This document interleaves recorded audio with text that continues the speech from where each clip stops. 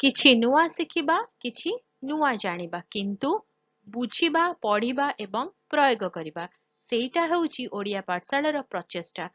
ଆପଣମାନଙ୍କୁ ସମସ୍ତଙ୍କୁ ସ୍ୱାଗତ ଓଡ଼ିଆ ପାଠଶାଳାକୁ। ଚାଲନ୍ତୁ ଆଜିର ଭିଡିଓରେ ଆମେ ଶିୱାଲିକ ପର୍ବତମାଳା ବିଷୟରେ ଜାଣିବା। ଶିୱାଲିକ ପର୍ବତମାଳା ହିମାଳୟର ଦକ୍ଷିଣତମ ପର୍ବତମାଳାକୁ ବୁଝାଏ, ଯାହା ଭାରତ, ନେପାଳ ଏବଂ ଭୁଟାନ ପର୍ଯ୍ୟନ୍ତ ବ୍ୟାପ୍ତ। ଏମାନେ ଇଣ୍ଡୋ ଗାଙ୍ଗେୟ ସମତଳ ଏବଂ ବୃହତ୍ତର ହିମାଳୟ ମଧ୍ୟରେ ଏକ ପରିବର୍ତ୍ତନଶୀଳ କ୍ଷେତ୍ର ଗଠନ କରନ୍ତି।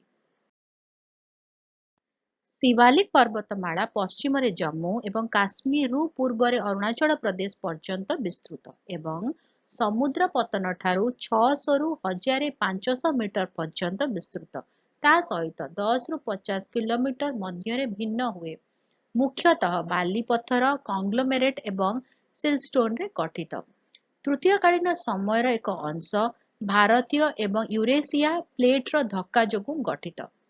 ସକ୍ରିୟ ଟେକ୍ଟୋନିକ ଗତିବିଧି ଯୋଗୁଁ ଭୂସ୍ଖଳନ ଏବଂ ଭୂମିକମ୍ପର ସମ୍ଭାବନା ରହିଥାଏ।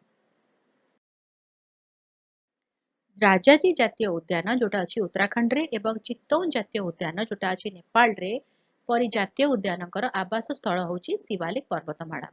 ଘାଗର, ଯମୁନା ଏବଂ ଗଣ୍ଡକ ପରି ଅନେକ ହିମାଳୟରୁ ବାହାରିଥିବା ନଦୀମାନଙ୍କର ଶିୱାଲିକ ପର୍ବତମାଳା ହେଉଛି ଉତ୍ପତ୍ତି ସ୍ଥଳ। ପ୍ରାଚୀନ ସ୍ତନ୍ୟପାୟୀ ଏବଂ ପ୍ରାଣୀମାନଙ୍କର ଜୀବାଶ୍ମରେ ସମୃଦ୍ଧ ହେଉଛି ଶିୱାଲିକ ପର୍ବତମାଳା। ଉପତ୍ୟକାର ଉର୍ବର ଭୂମି ପ୍ରଦାନ କରେ, କିନ୍ତୁ ମୃତ୍ତିକା କ୍ଷୟ ପ୍ରବଳ ଅଟେ ହେଉଛି ଶିୱାଲିକ ପର୍ବତମାଳା। କେମିତି ଲାଗିଲା ଭିଡିଓଟି ମତେ କମେଣ୍ଟ କରିକି ଜଣେଇବେ। ଯଦି କିଛି ଡାଉଟ୍ ଅଛି, କିଛି କ୍ୱେଶ୍ଚିନ୍ସ ଅଛି, କୋଉ ଜାଗାରେ ବୁଝି ହେଲାନି କମେଣ୍ଟରେ ଲେଖିକି ଦବା, ତାକୁ କ୍ଲିୟର କରିବା। ଆଉ ଯଦି ଭଲ ଲାଗିଲା, ବୁଝି ହେଲା, ତାହେଲେ ଭିଡିଓ ଟିକେ ଲାଇକ୍ କରିଦବ, ଭିଡିଓକୁ ଅନ୍ୟ ସହିତ ସେୟାର କର। ଚ୍ୟାନେଲରେ ଯୋଉମାନେ ଭିଡିଓ ଦେଖୁଛନ୍ତି ଏପର୍ଯ୍ୟନ୍ତ ସବସ୍କ୍ରାଇବ କରିନାହାନ୍ତି, ଚ୍ୟାନେଲକୁ ପ୍ଲିଜ ସବସ୍କ୍ରାଇବ କରି ବେଲ ଆଇକନ ପ୍ରେସ କରି ଅଲ୍ ନୋଟିଫିକେସନକୁ ଅନ୍ ରଖିଥାଅ। ଭିଡିଓ ଅପଲୋଡ ନୋଟିଫିକେସନ ପହଞ୍ଚିବ, ଆମେ ମିଶିକି ପଢିପାରିବା, ବୁଝିପାରିବା ଏବଂ ଜାଣିପାରିବା। ତାହେଲେ ଦେଖା ହବା ଆଗାମୀ ଭିଡିଓରେ। ଭଲରେ ରୁହ, ସୁସ୍ଥରେ ରୁହ, ମତେ ଅନୁମତି ଦିଅ। Bye bye.